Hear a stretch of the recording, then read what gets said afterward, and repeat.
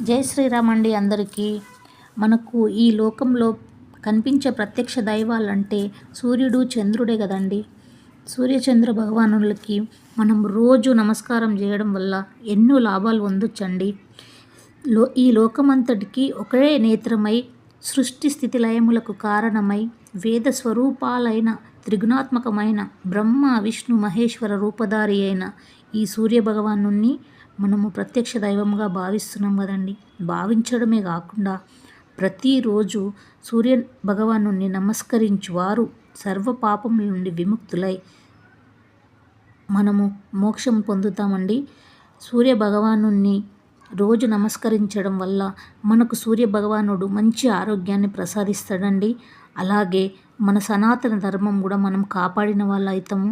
మనకు అందరికీ ఎవరికైతే వీలు ఉంటుందో సూర్య నమస్కారాలు చేసుకోవడానికి అందరూ సూర్య నమస్కారాలను చేసి మన సనాతన ధర్మంను మన ఆరోగ్యంను కాపాడుకుందామండి.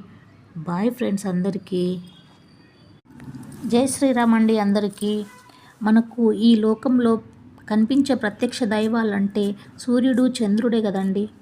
సూర్యచంద్ర భగవానులకి మనం రోజు నమస్కారం చేయడం వల్ల ఎన్నో లాభాలు పొందొచ్చండి.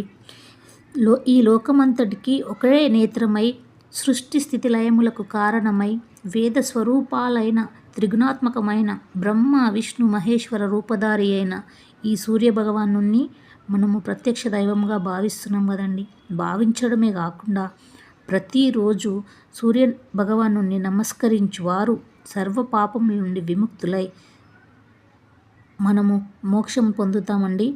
సూర్య భగవానుని రోజు నమస్కరించడం వల్ల మనకు సూర్య భగవానుడు మంచి ఆరోగ్యాన్ని ప్రసాదిస్తాడండి. అలాగే మన సనాతన ధర్మం కూడా మనం కాపాడిన వాళ్ళు అవుతాము.